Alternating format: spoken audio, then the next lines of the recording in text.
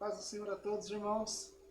Sejam todos bem-vindos a mais um estudo nosso da Escola Bíblica Dominical, falando sobre a vida de Moisés, né? Estamos hoje no capítulo 17 de Moisés, um capítulo muito conhecido. Aliás, esse capítulo 17 ele divide em duas partes que são igualmente muito conhecidas. A primeira parte é a parte que Deus manda tirar aquela água da rocha. E a segunda parte é aquela parte que Moisés fica com os braços erguidos e Arão e Hur segura seus braços. São duas passagens muito conhecidas, todos nós já ouvimos falar, ou em filme, ou em pregações, ou em novelas, enfim. São histórias muito conhecidas e que tem algo, uma revelação de Deus muito especial para a nossa vida a partir daí, e eu espero que seja bênção na vida dos irmãos, em nome de Jesus, amém? Então, nós estamos falando de Moisés desde o capítulo 1 do livro de Êxodo, né? Ou seja, estamos a 17 capítulos falando sobre a vida de Moisés, né?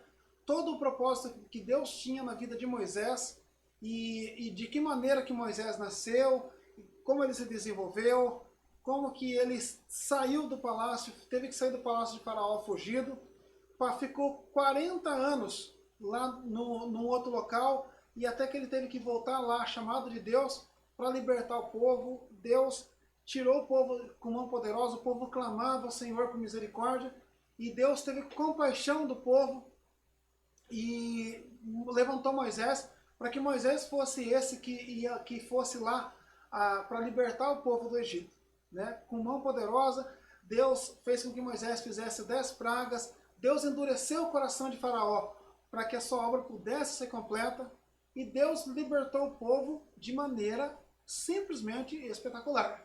Deus fez com que o mar se abrisse e o povo passasse pelo meio do Mar Vermelho, e assim o povo foi liberto.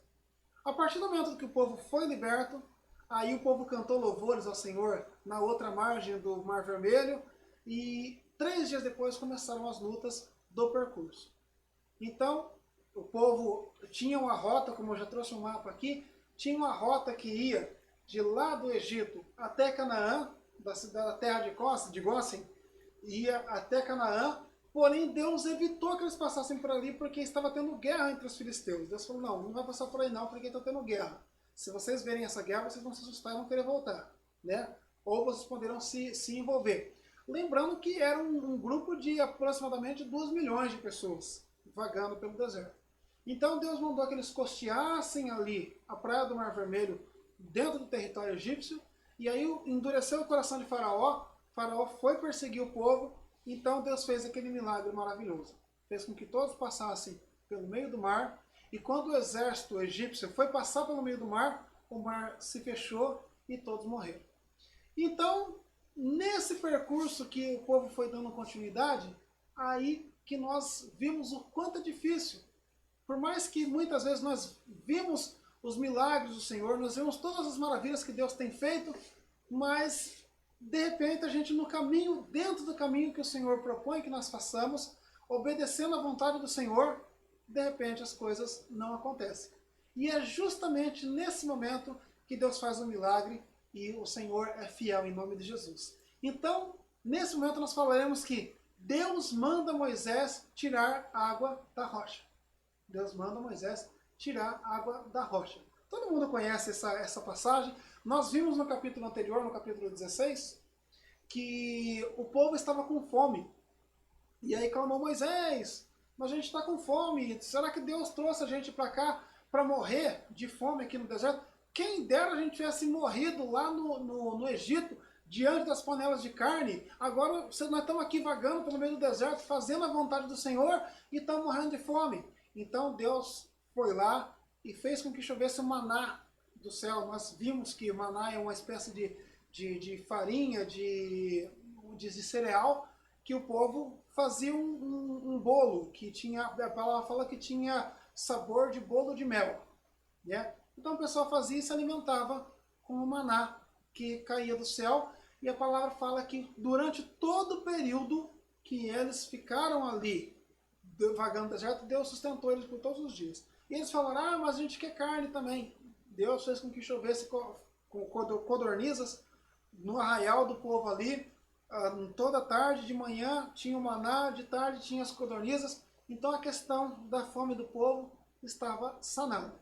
Porém, eles tinham que dar continuidade no caminho. Então o povo parou no deserto de Sim, naquele período, e continuaram andando. Né?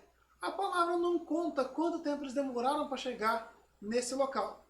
Mas olha só o que a palavra nos fala no capítulo 17 de Êxodo. Toda a comunidade de Israel partiu do deserto de Sim, andando de um lugar para outro, conforme a ordem do Senhor. Esse é um detalhe importante. Eles não estavam fazendo aquilo que estava dando na telha deles, eles não estavam fazendo aquilo à vontade deles, eles não estavam fazendo aquilo que Moisés queria, eles fizeram aquilo que o Senhor quis que eles fizessem. E aí, dando continuidade, eles acamparam em Refidim. Mas lá não havia água para beber. Olha só que coisa espetacular. Nós temos um problema aqui. Como é que eu estou no caminho do Senhor? Eu estou fazendo aquilo que o Senhor ordenou que eu fizesse, eu estou obedecendo a ordem do Senhor, e aí Deus manda eu ir para um local e simplesmente não tem água. E é algo plausível, é uma necessidade biológica que todos nós temos, nós precisamos de beber água. Mas nesse local não tinha água. Por essa razão, queixaram-se a Moisés e exigiram: dê-nos água para beber. Ele respondeu: por que se queixam a mim? Por que colocam o Senhor à prova? E aqui nós temos um problema muito sério.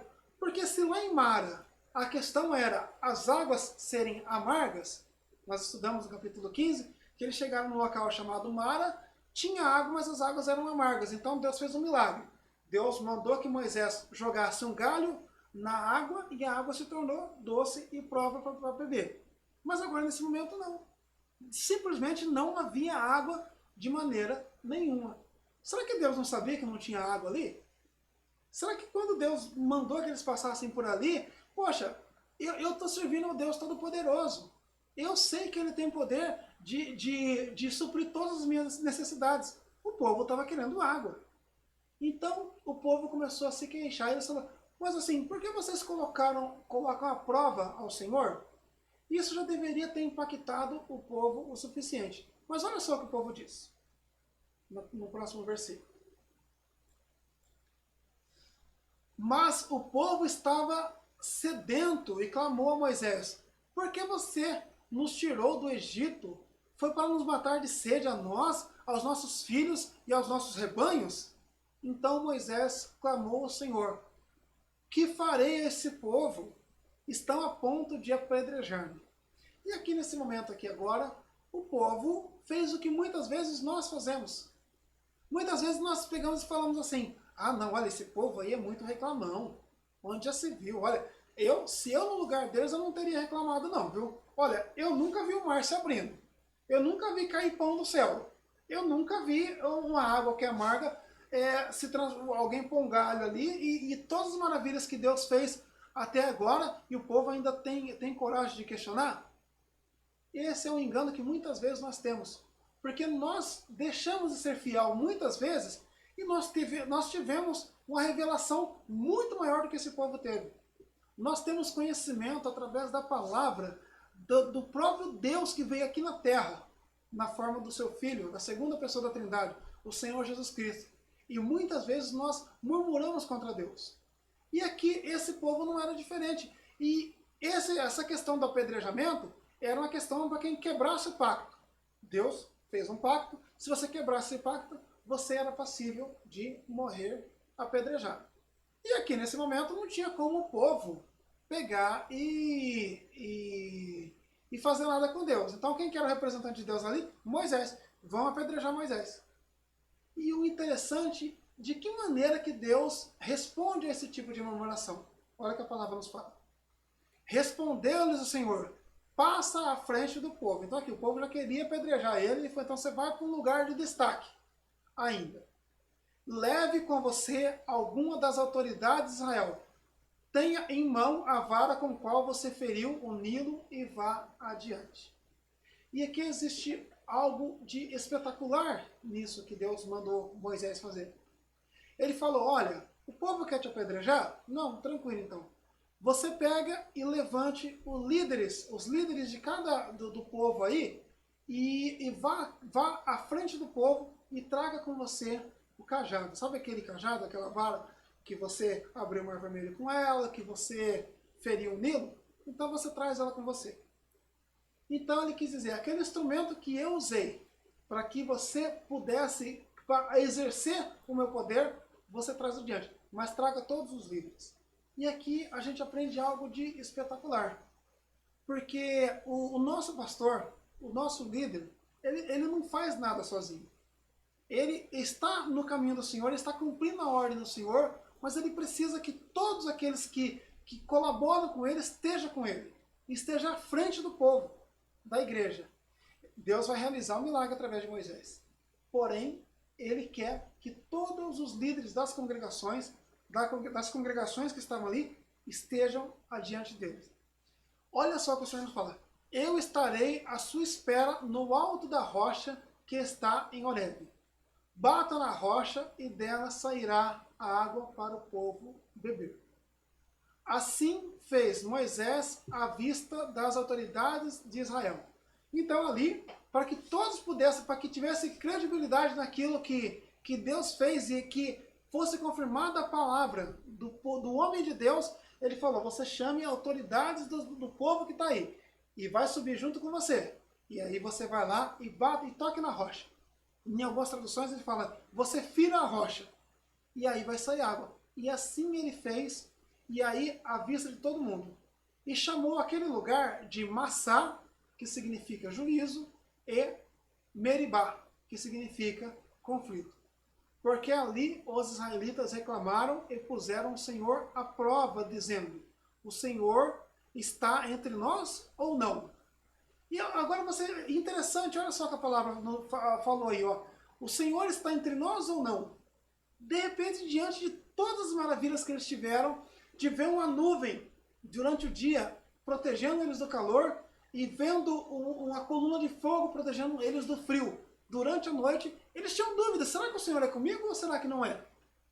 Então ele falou, olha, por causa do que vocês fizeram, de repente Deus fez algo de espetacular, Moisés tocou na rocha, fez com que jorrasse água para alimentar uma multidão de aproximadamente 2 milhões de pessoas e mais os seus rebanhos, mais os seus animais, ali no meio do deserto.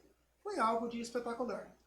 Então, nesse momento, Deus supriu essa necessidade desse povo. Então, até agora nós vimos que o povo foi perseguido pelo exército de Faraó e Deus o derrotou.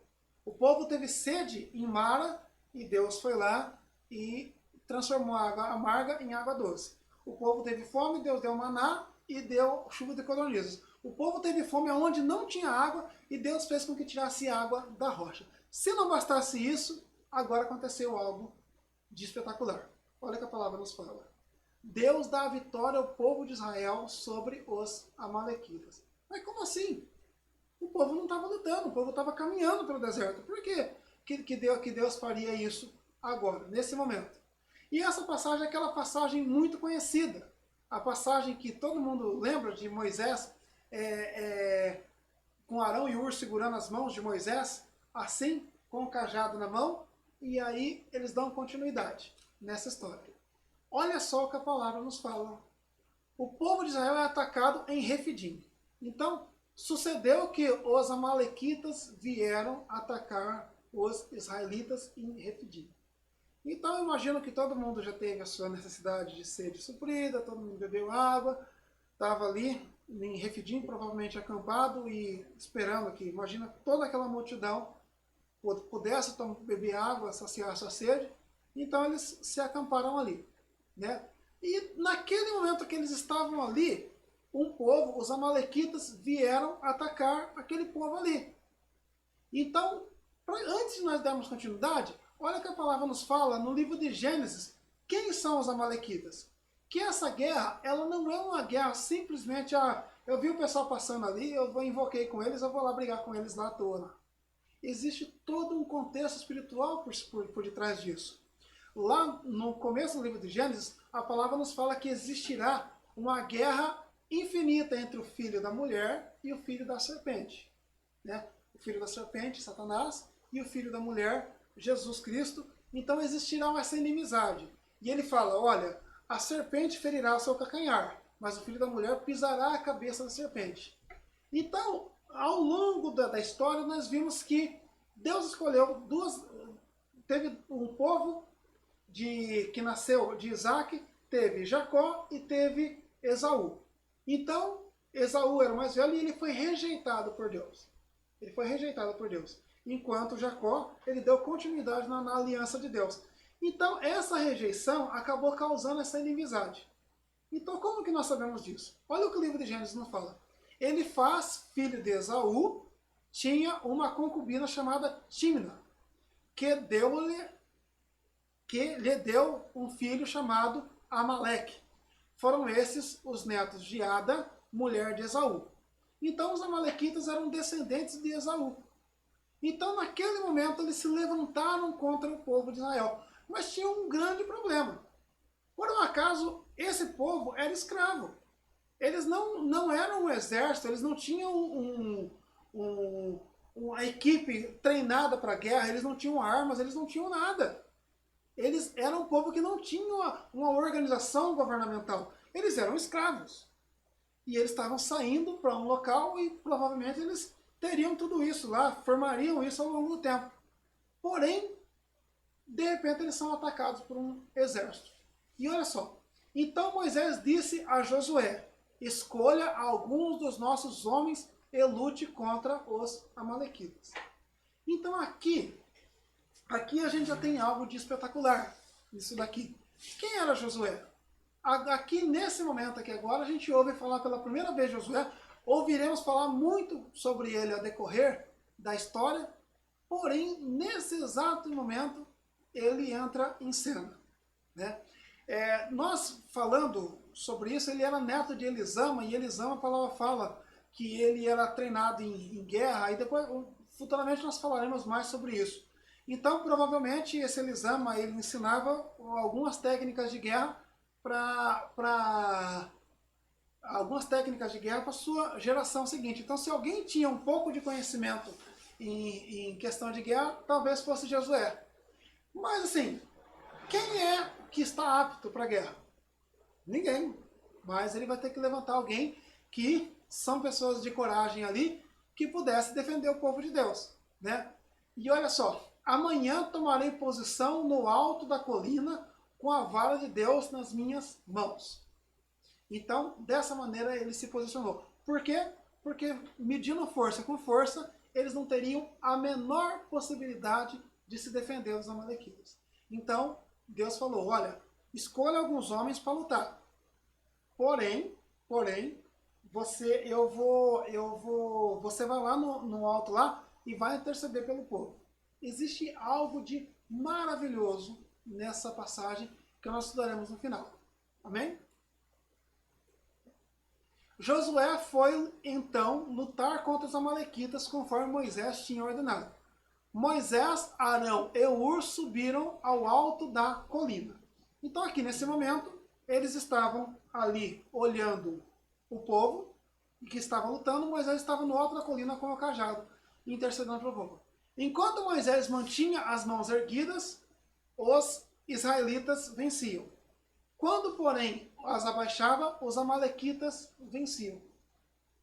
E isso foi algo incrível, não é? Porque, de repente, se Moisés fizesse dessa maneira, com o cajado na mão assim, segurando, o povo de Israel vencia. Mas as mãos de Moisés não aguentava, abaixava a mão, o povo começava a perder. Não é uma história, no mínimo, estranha? Olha só o que o próximo versículo nos fala.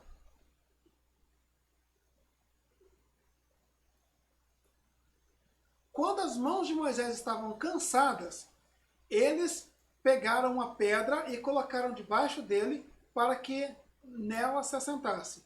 Arão e Hur mantinham erguidas as mãos de Moisés, um de cada lado, de modo que as mãos permaneciam firmes até o pôr do sol. E Josué derrotou o exército dos amalequitas ao fio da espada. Algo de maravilhoso está nessa passagem. Muitas vezes nós vemos passagens como essa daqui e nós não entendemos. Nossa, o que existe de importante dentro de algo que se fala nesse sentido? Que de repente eles poderiam fazer muito bem, por exemplo, eles estavam em 3 lá em cima, né? Se a questão é ficar com a mão erguida, então faz o seguinte, Arão, fica um pouco você com a mão erguida agora aqui que eu vou descansar minhas mãos, né? Arão cansou, agora vai você um pouco, Ur. Aí o Ur vai ficar com a mão erguida. Se a questão estava nas mãos erguidas, tanto faz qual deles que pudesse ficar. Por que é que eles fizeram isso? Eles assentaram Moisés e eles seguraram as mãos de Moisés para que o povo pudesse batalhar. E aqui, eu estudando essa semana sobre isso, eu vi algo de espetacular nisso daí. Deus, ele levantou funções igualmente importantes para todos nós. Mas Deus levantou um líder para cada igreja. E o nosso líder é aquele que tem a incumbência de levar o ministério adiante. Quer nós consideremos a capacidade que ele tenha ou não, Deus levantou esse líder para ser o líder desse ministério. É ele que vai ter que interceder por todo o povo. Deus falou, olha, o sacerdote aqui não é Moisés, não é? Então é ele que vai ter que interceder. Mas, porém, existem pessoas que estão ali para dar esse suporte para o nosso pastor. Mas essas pessoas estão ali para dar um suporte. De repente você fala assim, nossa, mas eu prego muito melhor do que o pastor. Eu podia pregar no lugar do pastor. Eu podia dar um aconselhamento no lugar do pastor. Eu podia fazer isso no lugar do pastor e o pastor ficar meio que de canto ali, só fazendo a administração financeira da igreja. Tá tudo certo, ele vai na reunião da sede e eu faço toda a continuidade.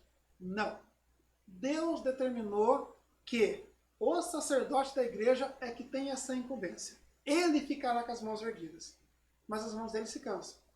Então você tem a sua função, nós temos a nossa função de dar todo o suporte para que, se a mão dele cansar, nós estamos ali. Mas é ele que foi levantado por Deus para exercer essa função.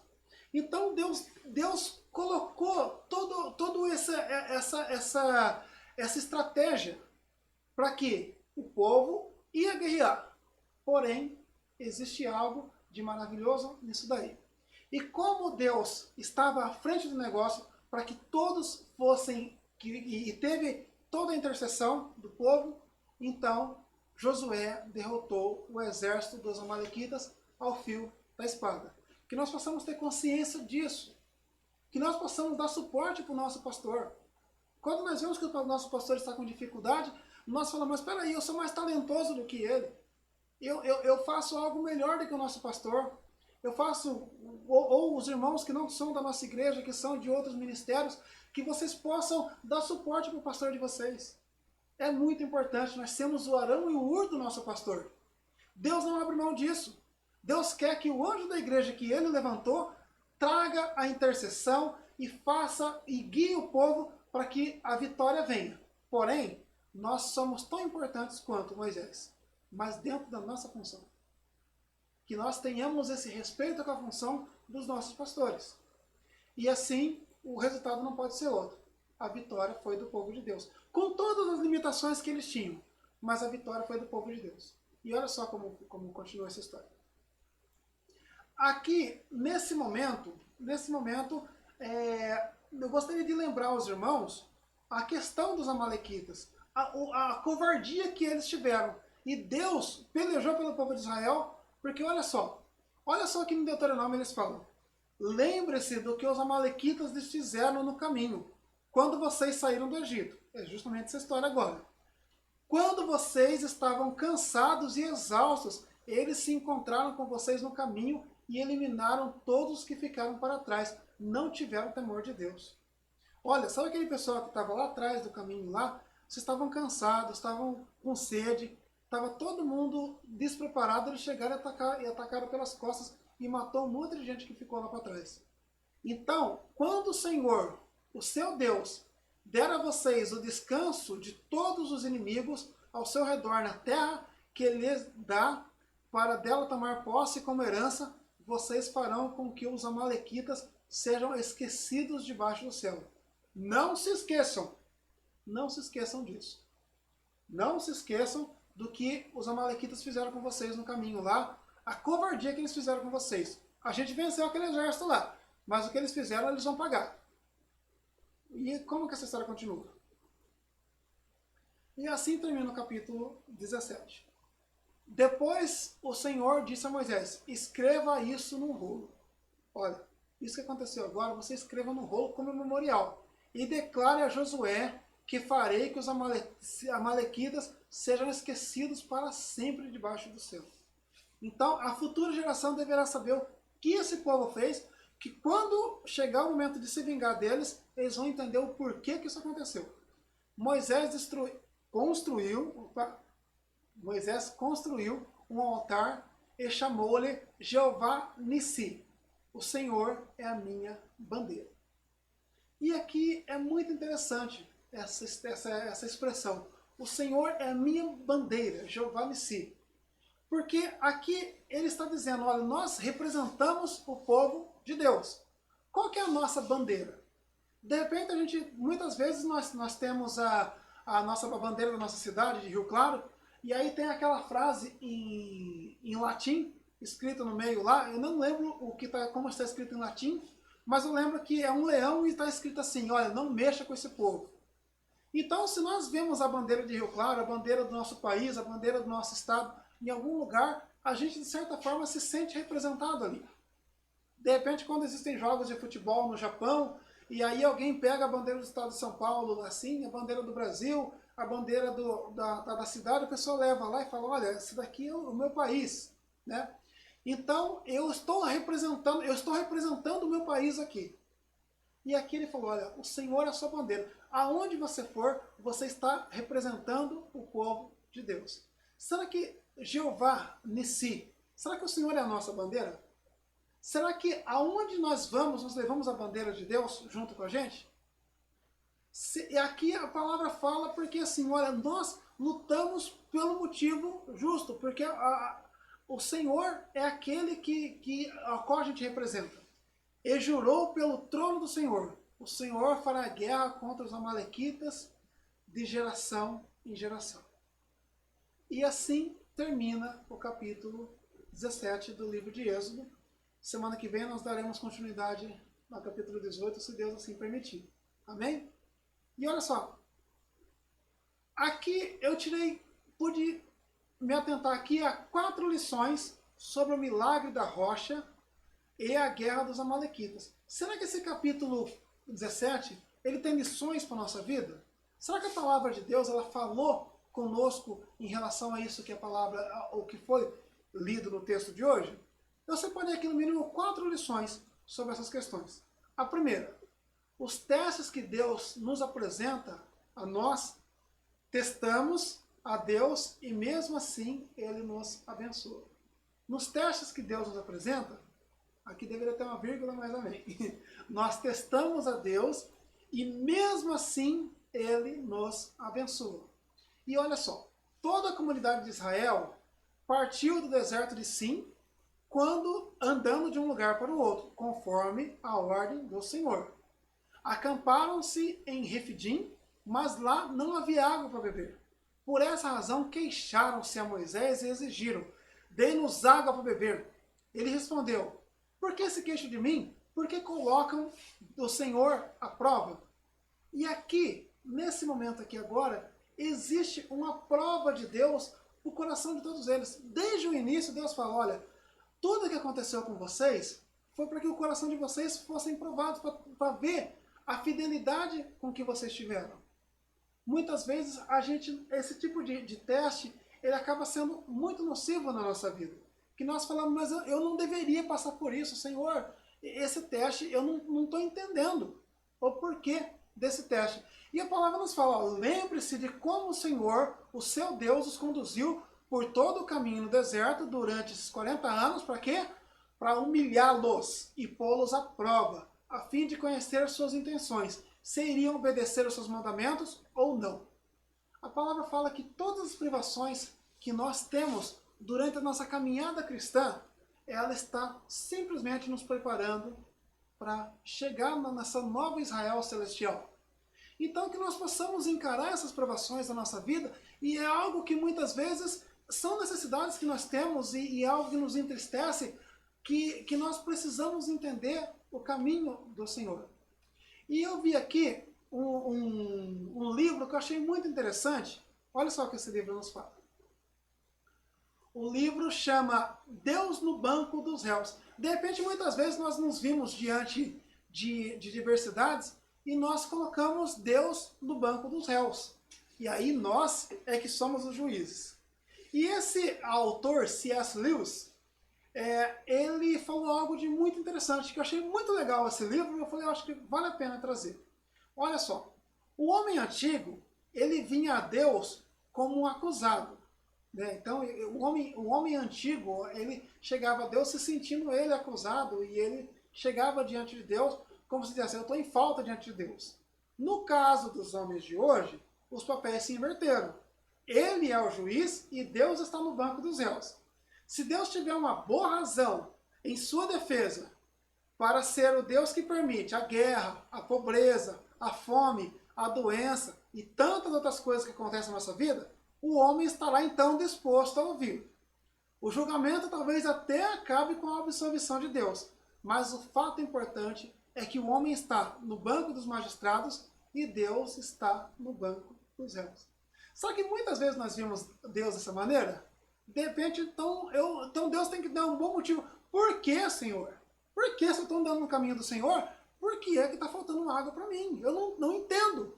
Senhor, o Senhor tem que dar um bom motivo para eu estar passando por esse tipo de situação. Porque assim, se a boa razão que o Senhor tiver, se não satisfazer aquilo que eu entendo como para mim, então Deus está reprovado como o meu Deus. E muitas vezes nós queremos que Deus justifique aquilo que está acontecendo na nossa vida. Mas olha só como que a palavra de Deus nos fala sobre isso. A carta aos Hebreus nos fala isso. Olha, Deus nos alerta sobre o perigo de sermos reprovados diante de Deus e a aprovação do Senhor. Olha só. Portanto, como diz o Espírito Santo, se ouvirdes sua voz, não endureçais o vosso coração, como na provocação ou na provação no dia da tentação no deserto, onde os vossos pais me tentaram, me provaram e viram por 40 anos as minhas obras. Olha, se vocês ouvirem a voz do Senhor, não endureça o seu coração. Mesmo diante da provação, não endureça o coração. Porque os seus antepassados fizeram isso e foram reprovados diante de Deus. E todos eles não conseguiram chegar onde o local que Deus tinha para eles. Por isso eu me indignei com essa geração. E disse, estes sempre erram em seu coração, e não conheceram os meus caminhos. Assim jurei na minha ira que não entrarão no repouso. Vede, irmãos, que nunca haja em qualquer de vós um coração mau e infiel, para se apartar do Deus vivo. Então, nesse primeiro momento, quando nós passamos por provações, que nós possamos enxergar a mão do Senhor e entender que existe um propósito muito maior. Vale a pena chegar em Canaã. Então, que nós possamos entender, ao invés de querermos julgar a Deus, o porquê que eu fiquei desempregado nessa pandemia, ou porquê que está acontecendo isso na minha vida, que nós possamos entender e reconhecer os caminhos do Senhor. Amém? Segunda lição. A rocha que foi ferida para a salvação de todos aponta para Cristo. Então, olha só. Eis que estarei adiante de ti, sobre a rocha em Horebe, e tu ferirás a rocha, e dela sairão água, e o povo a beberá. E Moisés assim o fez, diante dos olhos dos anciões de Israel. Então aqui nesse momento aqui agora, essa rocha que foi ferida, para que todo o povo pudesse ser satisfeito da sua sede, essa rocha ela aponta para Cristo como aquela pedra angular. A pedra que todos rejeitaram, que se tornou a pedra angular. Então, olha só o que o próprio Cristo nos fala. E também eu te digo, tu és Pedro. Pedro significa pequena pedra. E sobre esta pedra, que sou eu, edificarei a minha igreja. E as portas do inferno não prevalecerão contra ela. Naquele momento que Moisés tomou a frente do povo, o pessoal falou, Moisés, eu estou muito frustrado com Deus, E como eu não posso fazer nada com Deus, não vou fazer com você. Você será culpado, você será julgado, porque eu estou frustrado diante de Deus. Como eu não posso fazer nada com Deus, eu vou fazer com você, que é nosso pastor. Então, Deus pegou e falou, não, você não será ferido pela frustração do povo, mas você ferirá a rocha. E através da ferida dessa rocha, que irá se fender para que o povo seja alimentado, o povo será saciado. E o apóstolo Paulo entende isso, definiu isso de maneira brilhante. Em Moisés, todos foram batizados na nuvem e no mar. Todos comeram do mesmo alimento espiritual e beberam da mesma bebida espiritual, pois bebiam da rocha espiritual que os acompanhava. Essa rocha era Cristo. Então, nós vimos no Antigo Testamento que todas as coisas que Deus fazia apontavam para Cristo. Tudo apontava para Cristo. O maná que caía do céu apontava para o pão da vida. Esse pão que dava o sustento do povo. Esse pão da vida apontava para Cristo. A rocha que foi ferida para que todos fossem beneficiados apontava para Cristo. Então, que nós possamos ver, cada vez que nós venhamos a estudar palavras como essa, saibamos que tudo aponta para Cristo. E essa rocha, ela é Cristo. Essa rocha, ela veio veio saciar a nossa sede. E Jesus nos fala assim, olha, quem beber dessa água, jamais terá sede. Ele não está falando de uma água simplesmente física, mas está falando de uma água espiritual. Uma vez que você viu tudo aquilo que Deus fez por você, você vai duvidar ainda daquilo que Deus poderá fazer na sua vida? Então, essa água deveria matar, além da sede física, deveria trazer fé para o povo. Mas infelizmente não foi assim. Então a segunda lição, essa rocha que foi fendida pelo pecado, pela satisfação do povo, apontava para Jesus. Amém? Terceira lição. Guerrear é necessário no caminho do propósito de Deus. E aqui nós vimos que o que eu achei muito interessante nessa passagem é que assim o povo foi atacado de maneira covarde e ali de repente não tinha um povo lá tão preparado assim para guerrear. E Deus, ele torna de maneira legítima a guerra, o combate, para que o povo se defenda, para que o povo possa dar continuidade no propósito de Deus. E ele falou, vocês vão se levantar com a espada e vão ferir o fio da espada. Por quê? Porque eu vou dar vitória para vocês, mas guerrear é necessário. Mas, recapitulando aqui um pouco do que a gente estudou. Quando tinha uma guerra lá dos amalequitas, Deus olhou, opa, aqui vai ter guerra, vamos desviar o caminho, vocês não passar pela guerra. O povo do Egito veio, o exército inteirinho de Faraó foi derrotado, com ninguém levantando uma espada, ninguém jogou uma pedra no povo, o povo foi totalmente destruído. Então Deus demonstrou que poderia ter desviado o caminho, Deus poderia ele mesmo ter feito alguma coisa ali e eliminado com o exército, mas dessa vez não, dessa vez eu quero que você lute. Ah, Senhor, mas eu não estou preparado. Então você se prepare, você vai lá, levante as pessoas que vão querer lutar e vão lá lutar contra eles. E que alguém interceda por vocês.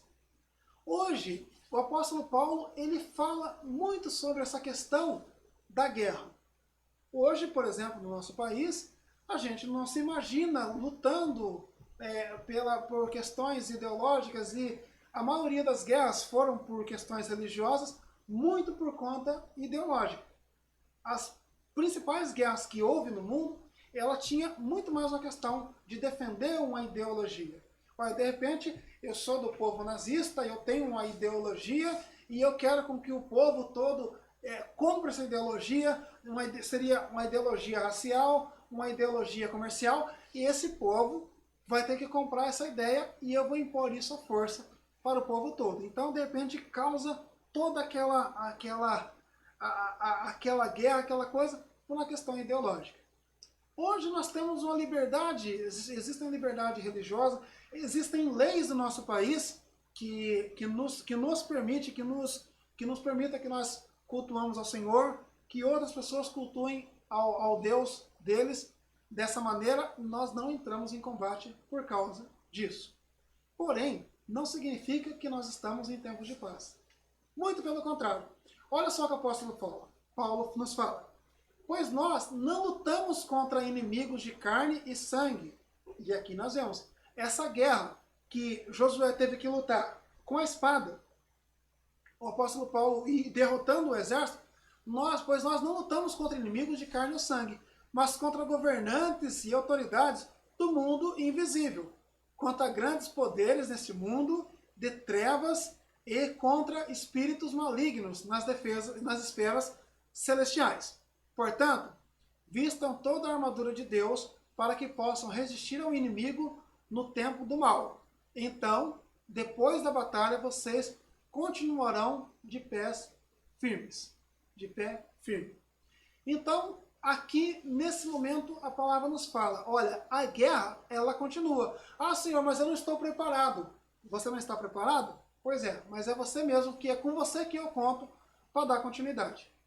Então, o Senhor ele não vai fazer com que nós evitemos, nós temos que evitar a guerra por nós mesmos, nós temos que aprender a guerrear e pedirmos com que o nosso sacerdote interceda por nós, para que nós possamos lutar contra esse mundo espiritual que a palavra nos fala que se levanta contra nós e que guerreia contra nós o tempo todo. Que o tempo todo nos faz desistir daquela promessa que o Senhor tem para a nossa vida, o tempo todo faz com que nós traiamos o propósito que nós fizemos diante de Deus, com a nossa família, no nosso trabalho, no nosso dia a dia. Então, a palavra fala que isso é uma guerra, é uma luta infindável. E olha só como o mesmo apóstolo Paulo define isso. Contudo, há outra lei dentro de mim que está em guerra com a minha mente e me torna escravo do pecado que permanece dentro de mim. Olha que dificuldade que todos nós temos. O apóstolo Paulo aqui está falando, gente, eu sou ser humano igual a vocês, tá? Eu não tenho nada, eu não tenho uma porção mágica que eu tomo que faz com que eu lute contra o pecado, não. Eu tenho que lutar contra o pecado despreparado, sim. Eu estou me levantando aqui, eu preciso lutar contra mim mesmo, para que eu possa pegar e no dia mal, naquele dia que bateu o desânimo, naquele dia que eu bater, eu entendo que existe um Deus dentro de mim, existe uma missão que o Senhor quer para a minha vida. Então, mas assim, essa luta ela é interna, ela é infindável. E eu sou escravo do pecado, mas eu estou lutando pela liberdade. Dentro de mim existe uma guerra na minha mente o tempo todo, tendendo eu fazer tudo errado. Mas a lei do Espírito guerreia contra ela dia e noite. Então guerrear para todos nós se faz necessário. Se não com armas, mas sim com a arma que a palavra nos fala, com a armadura de Deus. Então que nós possamos entender que nós precisamos guerrear o tempo todo, para que, se é que nós queremos dar continuidade no caminho que o Senhor colocou, as guerras são necessárias. Se não físicas, mas essa guerra espiritual. Amém? E o quarto e último ponto, se Deus te coloca diante da batalha, Ele também nos dá estratégia para lutarmos. Então aqui, olha só que interessante, né? Ali existia um povo que não sabia lutar. Certo? Então, eles estavam sendo atacados, as pessoas estavam sendo mortas ali no fundo, eles tiveram que defender o povo de algum jeito. Isso fracos, isso todos ali, passando sede ali, tiveram que se virar de alguma maneira. Deus não abriu mão de que o intercessor do povo fizesse a parte dele. Porém, o povo teve que arregaçar as mangas e ir à luta. Enquanto Moisés mantinha os braços erguidos, os israelitas tinham a vantagem. Quando baixavam os braços, a vantagem era dos amalequitas. Os braços de Moisés, porém, logo se cansaram, então Arão e Hur encontraram uma pedra para Moisés se sentar, e um de cada lado mantiveram as mãos dele erguidas. Assim, as mãos permaneceram firmes até o pôr do sol. Então você imagina quanto tempo que ele ficou assim, né? E eu falei sobre a questão da função imprescindível de Arão e Hur. E aqui, mas nós temos que ter ideia de que o quê? Na nossa força nós somos absolutamente limitados. E olha só o que o Salmo 127 nos fala. Se o Senhor não constrói a casa, o trabalho dos construtores é vão. Se o Senhor não proteger a cidade, de nada adianta guardá-la dos sentinelas. É inútil trabalhar tanto, desde a madrugada até a noite, e se preocupar em conseguir o alimento, pois Deus cuida dos seus amados enquanto dormem. Não significa que a gente tem que cruzar os braços e esperar cair do céu. Não é isso que a palavra está nos dizendo. Mas nós devemos crer que nós precisamos sim da misericórdia do Senhor. Porque se o Senhor tiver... Nós estamos à frente de uma batalha a qual nós não temos capacidade de vencer. Mas eu creio num Deus Todo-Poderoso que é por mim. E se Ele não quiser que eu consiga, inútil será eu fazer qualquer estratégia.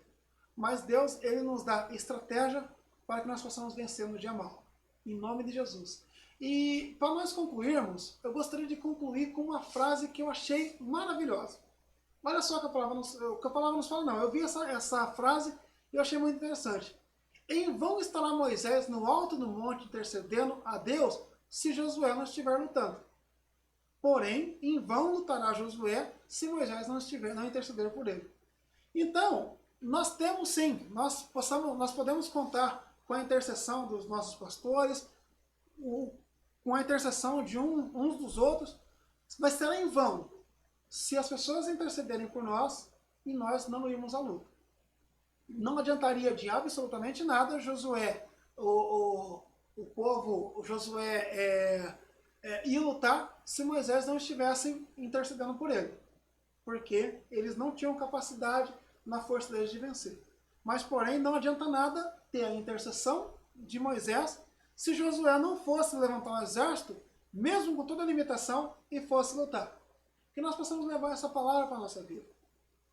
Nós temos a nossa parte. Nós oramos uns pelos outros. A palavra fala que a oração do justo pode muito em seus efeitos. Mas nós precisamos ir à luta. Nós precisamos combater o bom combate de acordo com aquilo que o Senhor, com os desafios que o Senhor coloca para a nossa vida. Porém, nós precisamos ter consciência de que, se o Senhor quiser, se o Senhor lutar por mim, eu vou vencer em nome de Jesus. Amém? Então, essa lição foi a de Êxodo capítulo 17. Eu espero que tenha sido bênção na vida dos irmãos, né? E hoje à noite, às 18h30, teremos um culto abençoado com o nosso pastor, em nome de Jesus, que os irmãos possam acompanhar na live à noite. Amém? Deus abençoe a todos e que o Senhor possa abençoar esse domingo maravilhoso para a sua vida. Em nome de Jesus. Amém.